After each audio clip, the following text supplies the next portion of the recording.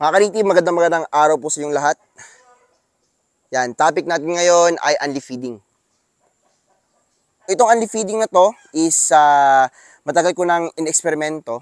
Almost 2 months na ako na-eksperimento nitong unleaf feeding. Kung okay ba ito sa ating mga alagang manok. So bakit nga ba ako nag-unleaf feeding?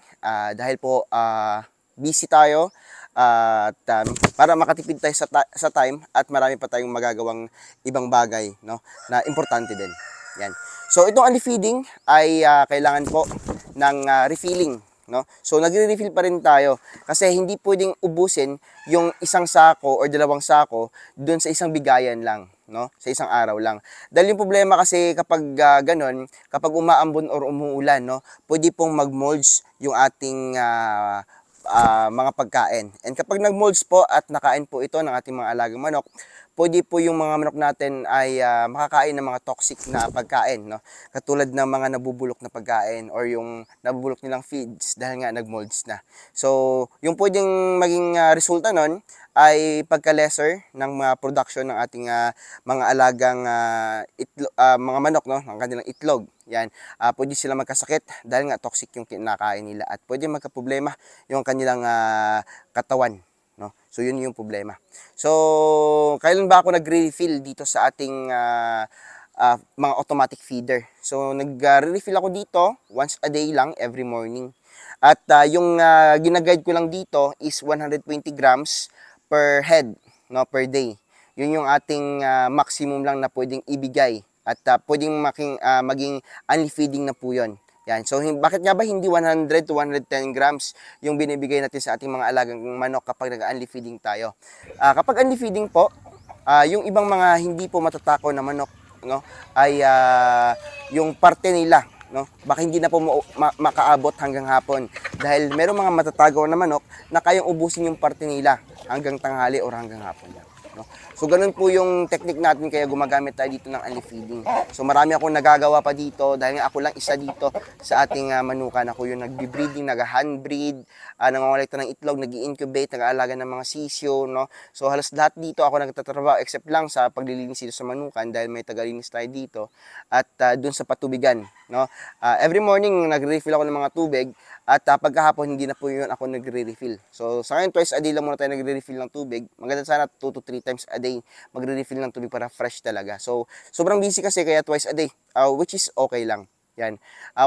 Once a day, medyo okay lang, no? Pero mas maganda talaga twice or thrice a day. So dito every hapon may mga nagre-refill dito ng tubig. Yan, mga bata-bata natin. Yan, no? So dito din sa ating mga orientals, Shamo, Indio Gigante, yan, no? Indio Gigante natin. Yan. So ganito po yung siya katangkad. Yan. Puti kasi yung yung aking t-shirt. Yan. So ganito po katangkad yung ating Indio Gigante. Yan. So hindi pa po ito fully grown. So kapag nag-fully grown to, mas tatangkad pa po ito. Yan. At may pamitay, flat comb po ito. Yan. Yung kinagandahan din dito, no, sa unleaf feeding ay yung mga manok natin, mas okay yung katawan nila, mas napapansin ko, mas malakas din po silang mangitlog, and okay din po naman yung kanilang mga similya. Yan. Yung kinagadan dito ay hindi sila prone sa sakit dahil nga anytime pwede po silang kumain ng kanilang patuka. Yun yung kinagandahan ng ating unleaf feeding.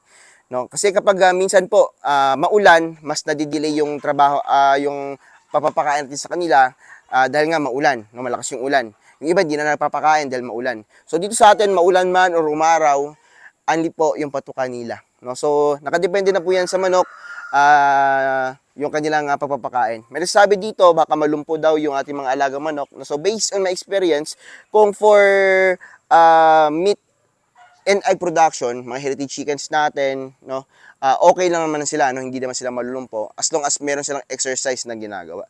So dito sa mga Indio Gigante natin, sa orientals, no, kine-check ko talaga to, nagbibigay tayo ng mga calcium, yan, and may mga proper exercise din po sila, may mga activities sila na pinapagawa ko, pinapa-free range ko sila by schedule, kasi hindi pwedeng magsabay silang lahat na mag-free range, no. Dito lang po yan sa palibot natin, dito lang po sila naka-free range ng mga orientals natin and shamos. So kapag sila po ay walang proper exercise, pwede silang malumpo, no, kasi nga kain lang sila ng kain, no. At kapag over kasi sa protein, pwedeng mag-cause ng pagkalumpo ng ating mga alagang manok, no? So, yun po yung tendency nun, kaya kailangan din po ng calcium dito sa ating mga alagang manok. Itong hinawakan ko naman ngayon ay ito po si Mulawin, no? Isa ding Indio Gigante natin, kapatid po to ni Ravenna. Yan. No, so pula kasi yung sa Ravenna, ito naman may pagkadilaw.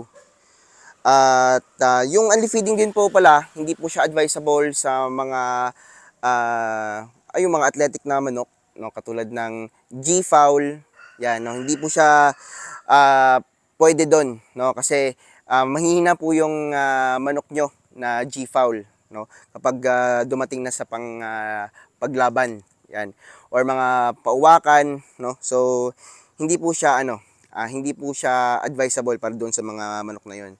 So yung mga manok kasi natin dito is mga giants, meat and egg production, so kaya nag-only feeding tayo. Sa mga sisiw natin, syempre ad libitum yan sila, no. Nakadepende sa kanila yung kanilang pagkain. Kapag gutom sila, bigyan dapat, no, kasi kapag hindi bigyan yung mga ad libitum, mga sisiw na yan, no, sila po prone sila sa pag-aaway or feeder picking. Yan.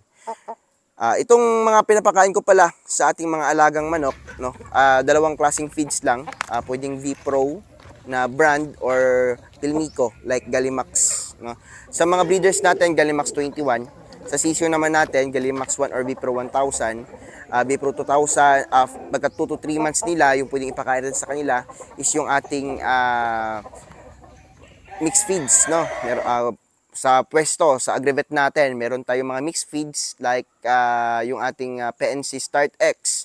Yung PNC Start X natin, combination po yon ng B-Pro 2000, 50% and 50% din po ng crack corn. Doon naman sa ating PNC Grow X, combination po yon ng ating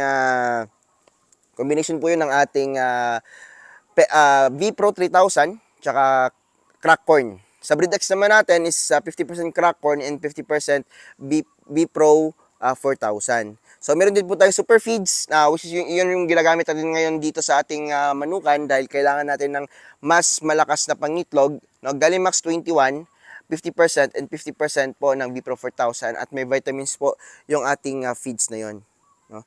So ito yung kinaganda ng Indio Gigante, may pamitay, napakalaki ng paa. So hindi ko pa nasusukat to dahil nga hindi pa naman siya fully grown. Pag nagka-fully grown na po ito, yan, susukatin natin para malaman natin.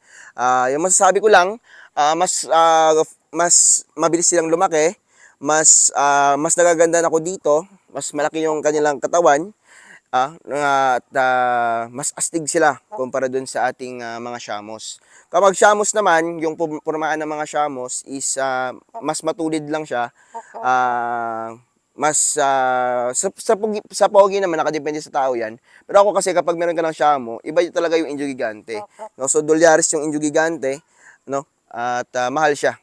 Yan. Pero worth it naman yung pera natin kapag love natin yung mga manok at talagang collector tayo katulad sa atin, no? Talagang nangonkolektan ako ng mga manok na ito at I'm so happy na meron tayo dito at pinaparami natin sila.